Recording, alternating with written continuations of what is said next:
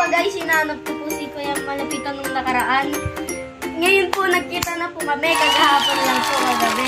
Kumakain po siya sa 7-Eleven sa may tapat doon ng balot. Nagpa-picture ako. Sabi ko guys, pa-shoutout naman po. So guys, kahit bata pa po ako, nagpa-picture pa rin po si Kuya Malapitan sa akin. Hindi niya po ako tinanggihan. Masaya ka?